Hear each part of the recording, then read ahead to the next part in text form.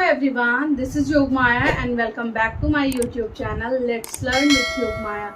आज मैं आपके सामने बहुत ही इम्पोर्टेंट वीडियो लेकर आई हूँ जो कि अभी के समय में टीचर्स की सबसे बड़ी वैकेंसी है, जो कि हमारे बिहार सरकार द्वारा लाई गई है बीपीएससी टीचर्स एग्ज़ाम, जिसमें पीआरटी, टीजीटी और पीजीटी के बहुत सारे पोस्ट हैं। टोटल नंबर ऑफ पोस्ट जो है वो है 1,70,461 पोस्ट, यानी कि बहुत बड़ी वैकेंसी है जो है। और छात्रों के लिए यह एक सुनहरा अवसर है जिसमें वो जो है इस एग्ज़ाम को पास कर मेरिट में आ सकते हैं और जॉब ले सकते हैं। तो आज हम चर्चा करेंगे इस एग्ज़ाम में जो भी जो है एलिजिबिलिटी क्राइटेरिया है, एग्ज़ाम पैटर्न क्या है, सिलेबस क्या है, नेगेटिव मार्किंग का क्या स्कोप है, यानी कि आपके सारे डाउट्स क्लियर होंगे। जो भी डाउट्स आपके एग्ज़ाम के रिगार्डिंग होंगे, मैं आशा करती हूँ ये वीडियो आपके लिए बहुत हेल्पफुल रहेगा।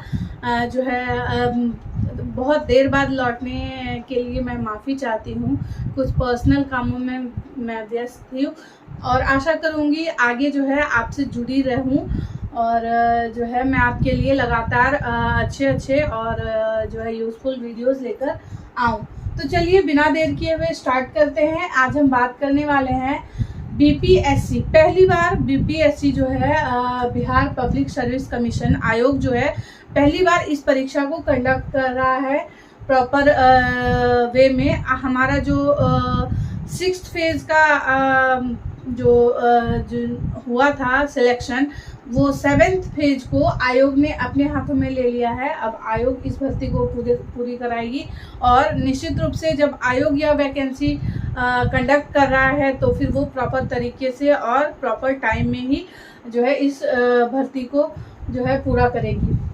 तो चलिए सबसे पहले बात करते हैं जो है कितने पोस्ट है इसमें।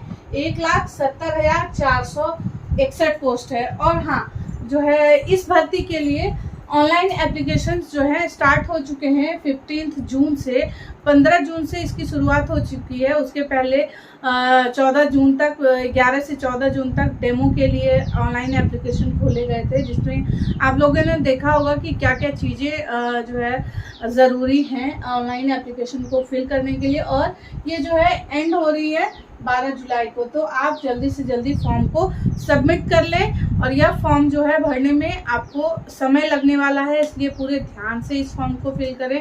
इसमें जो है आप प्रॉपर जो है तरीके से अपना नाम, फादर्स नेम, जो भी डिटेल्स हैं वो जो आपके मैट्रिक के मार्कशीट और सर्टिफिकेट में अंकित हैं उसी के अनुसार जो है भरें, उसमें कोई त्रुटि ना करें, कोशिश करें। दूसरी बात है जो एग्ज़ाम का डेट है, फॉर्म भरने का तो डेट आपने जाना कि 15 जून से 12 जुलाई तक है। कल ही बीपीएससी ने एग्ज़ाम डेट जो कि पहले 19 और 20 अगस्त को रखा गया था, चूँकि सीटेट का जो है एग्ज़ाम वो 31 अगस्त, सीटेट का जो एग्ज़ाम है जुलाई वाला वो 20 अगस्त को होने वाला है। तो इसलिए आयोग ने अपने परीक्षा के डेट को बदलाव किया और इसे अब 24, 25, 26 और 27 अगस्त को आयोग कंडक्ट करने वाली है। तो ये बदलाव इसलिए किया गया है क्योंकि जो इस बार जुलाई के सीटेट अपीयरिंग कैंडिडेट्स हैं वो लोग भी अब इसमें शामिल हो सकें। तो जो है सभी छात्रों को एक समान मौका मिल रहा है, चाहे वो बीएड के अपीयरिंग हो या सीटेट के अपीयरिंग कैंडिडेट्स हों। तो आपके लिए यह एक बहुत अच्छा अवसर है, तो जो है आप इस भर्ती में शामिल हो सकते हैं। तो चलिए बात करते हैं अब एलिजिबिलिटी की। तो सबसे पहले जो एलिजिबिलिटी है उसमें जो है पीआरटी की जो एलिजिबिलिटी है उसमें आप जो है वेरी फर्स्ट थिंग जो है पीआरटी की एलिजिबिलिटी है, आपका डीएलएड होना चाहिए प्लस सीटेट या बीटेट होना चाहिए पेपर 1 to 5 के लिए। दूसरा आपका जो है या तो डीएलएड या फिर बीएड होना चाहिए और सीटेट का पेपर 1 जो 1 to 5 के लिए आता है वो क्लियर होना चाहिए। तो फिर आप इस फॉर्म को भर सकते हैं। साथ ही अगर आपने सीटेट क्लियर कर लिया है पेपर 1 और आप बीएड के अपीयरिंग कैंडिडेट हैं, आपका एग्ज़ाम होने वाला है, तो भी आप एलिजिबल हैं, बशर्ते आपका जो है एग्ज़ाम वो 31 अगस्त तक हो जाना चाहिए। दूसरी बात है कि अगर आपने बीएड कर लिया, सीटेट जुलाई में आप अपीयर कर रहे हैं, तो जो है 31 अगस्त तक आपकी परीक्षा जो है हो जानी चाहिए, तो आप एलिजिबल हैं।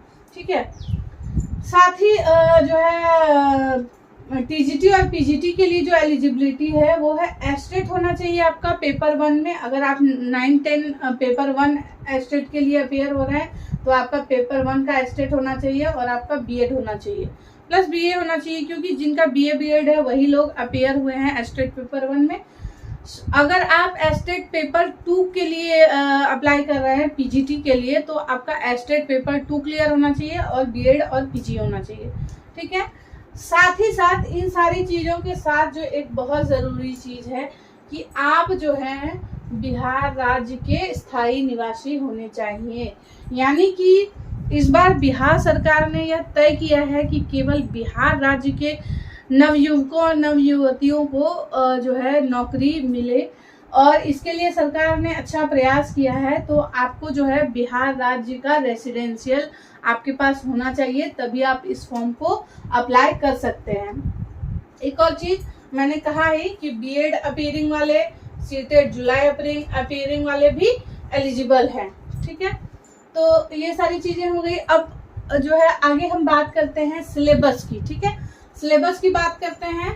और एक चीज़, ये जो रेसिडेंस और एनसीएल का जो सर्टिफिकेट है, यानी कि जो है आपका आवासीय प्रमाण पत्र और जाति ओबीसी का प्रमाण पत्र, ईडब्ल्यूएस का प्रमाण पत्र, जो भी चीज़ें हैं, जो बॉयज़ हैं उनके लिए तो ठीक है, क्योंकि वो जो है हमेशा से अपने पिता के घर में ही निवास करते हैं, तो उनका सही है। बट महिलाओं के संबंध में ये थोड़ा सा बदलाव हुआ है कि जो है आपका रेसिडेंस, आपका एनसीएल, आपका एसटी एससी ओबीसी प्रमाण पत्र, ईडब्ल्यूएस प्रमाण पत्र, सब कुछ क्या होना चाहिए, आपके पिता के पते पर बना होना चाहिए, यानी कि आपके फादर के एड्रेस पर बना होना चाहिए।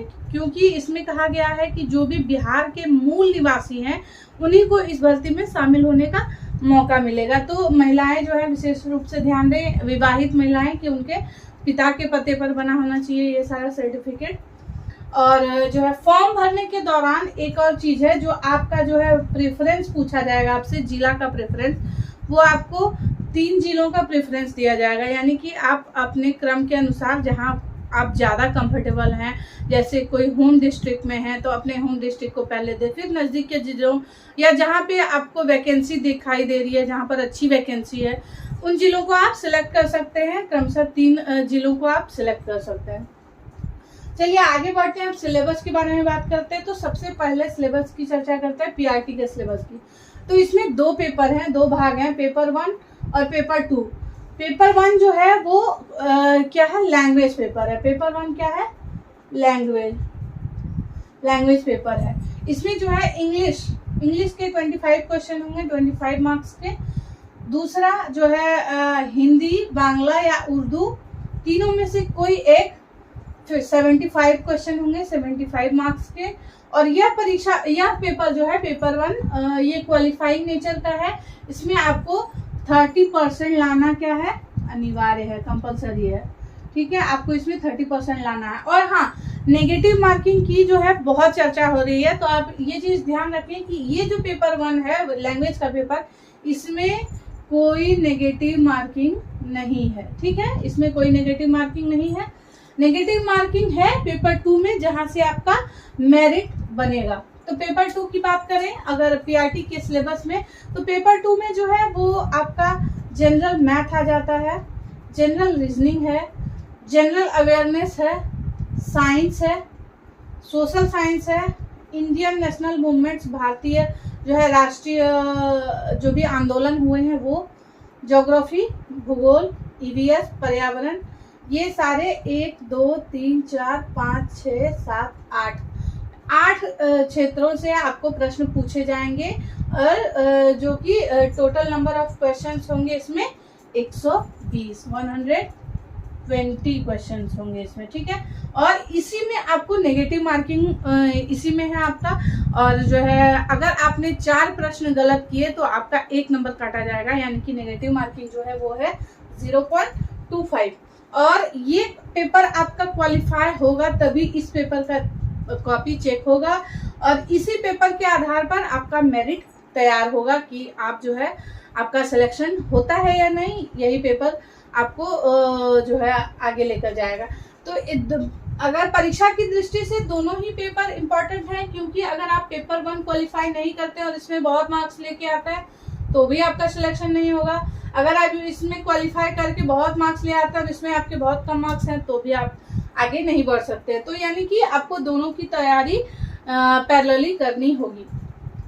तो जो है ये था पीआरटी का सिलेबस, ठीक है। मैथ, रीजनिंग जो है, सामान्य गणित, मानसिक क्षमता जांच, रीजनिंग जो है, जनरल अवेयरनेस, सामान्य जागरूकता, साइंस, सामान्य विज्ञान, सामाजिक विज्ञान, इंडियन नेशनल मूवमेंट्स, भारतीय राष्ट्रीय आंदोलन, इसमें हिस्ट्री वगैरह भी शामिल हो जाएंगे, ज्योग्राफी, भारतीय भूगोल, ईवीएस, पर्यावरण, ठीक है। अब बात करते हैं टीजीटी और पीजीटी की। टीजीटी और पीजीटी का सिलेबस पैटर्न दोनों का एक जैसा है, बस जो है सब्जेक्ट स्पेसिफिक पेपर जो है उसमें चेंजेस हैं। तो टीजीटी में भी दो पेपर हैं, पेपर 1 और पेपर 2, ठीक है। और इसमें जो है 2 तरह के एग्जाम होने वाले हैं। जो 9-10 के लिए होने वाला है वो है टीजीटी, और जो 11-12 के होने वाला है वो है पीजीटी। तो टीजीटी में अपीयर होने के लिए आपको जो है स्टेट पेपर 1 में क्वालिफाई होना चाहिए, प्लस आपका बीएड होना चाहिए।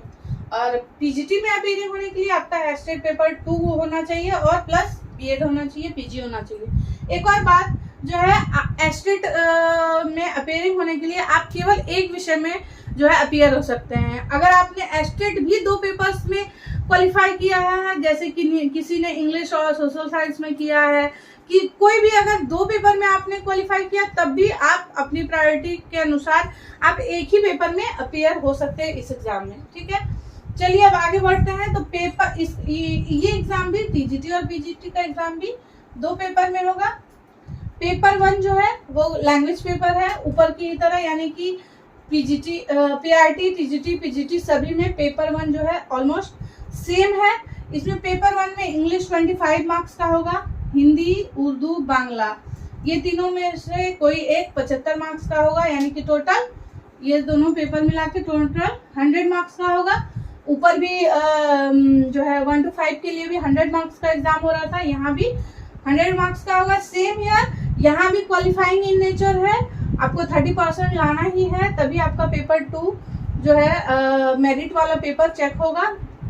साथ ही इसमें भी कोई नेगेटिव मार्किंग नहीं है, नेगेटिव मार्किंग नहीं है इसमें। अब बात करें पेपर 2 की, जिसमें आपका मेरिट बनेगा, इसमें नेगेटिव मार्किंग है और ये टोटल 120 मार्क्स का ये पेपर होने वाला। पेपर 2 जो है कितने मार्क्स का होगा, 120 मार्क्स का, ठीक है।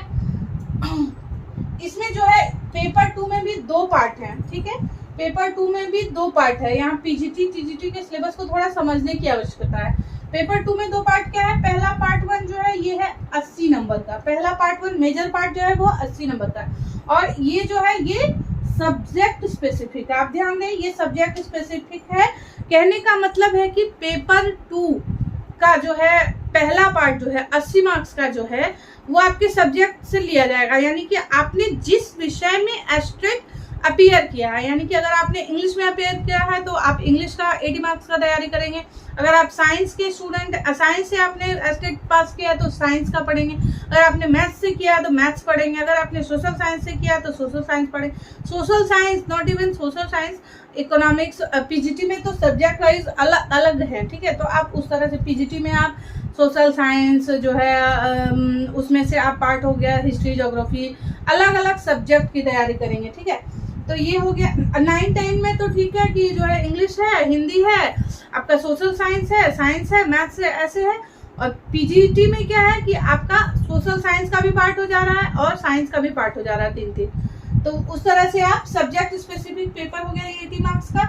दूसरा पेपर 2 का जो पार्ट 2 है वो है 40 क्वेश्चन का, 40 क्वेश्चन का। जैसे कि पीआरटी में पेपर 2 में है मैथ्स, रीजनिंग वगैरह, उसी तरह यहाँ भी है पीजीटी, टीजीटी में पार्ट 2 में मैथ्स है, सामान्य गणित, जीए है, सामान्य जागरूकता, ज्योग्राफी है, सामान्य भूगोल, साइंस है, सामान्य विज्ञान, और इंडियन नेशनल मूवमेंट्स है, भारतीय जो है राष्ट्रीय आंदोलन है।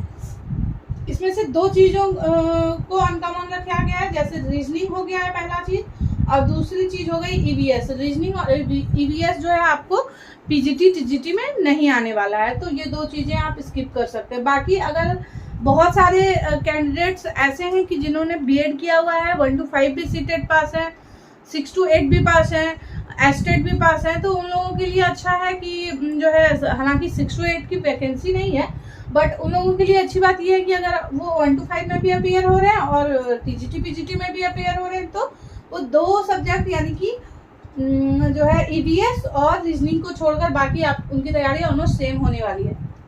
ठीक है, ये जो मेरिट पेपर का पेपर 2 है। ठीक है, अब जो है, जो ज़रूरी किताबें हैं कुछ जो मुझे लगती हैं कि इन किताबों से कुछ एक तैयारी हो सकती है, तो वो चीज़ें क्या है, तो वो किताबें हैं, सबसे पहली चीज़ तो है आप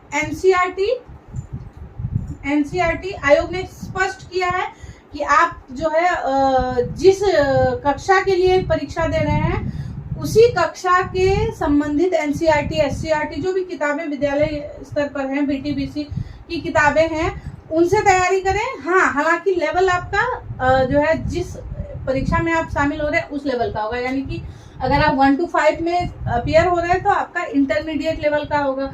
अगर आप एस्टेट में पेपर 1 में अपीयर हो रहे हैं तो आपका स्नातक स्तर का होगा, यानी कि ग्रेजुएशन लेवल का।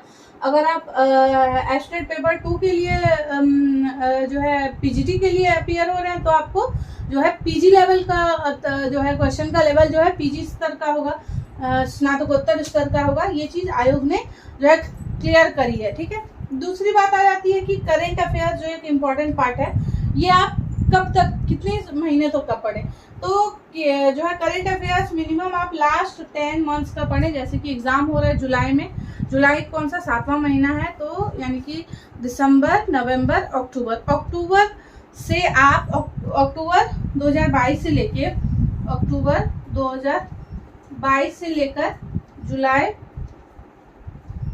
2023 तक का करंट अफेयर्स आपको पढ़ना है। करंट अफेयर्स के लिए क्या है बेस्ट, प्रतियोगिता दर्पण आप ले सकते हैं हर महीने का, स्पीडी आती है, अर्धवार्षिकांक आता है, उसका वार्षिकांक आता है, एडुटेरिया का वार्षिकांक आता है। तो ये सारे बुक्स आपके लिए अगर आप देख रहे हैं तो काफ़ी है उसके लिए। उसके अलावा जो है बिहार स्पेसिफिक करंट अफेयर्स भी आप थोड़ा देखें, क्योंकि बिहार राज्य का एग्जाम है। तो एक और बुक जो मुझे लगती है जैसे कि कुछ पार्ट हैं, जैसे इंडियन नेशनल मूवमेंट्स हैं, ज्योग्राफी हो गया, और ये सारी चीज़ों के लिए एक किताब आती है बिहार स्पेसिफिक, बिहार एक परिचय। ये जो है इम्तियाज अहमद की किताब है।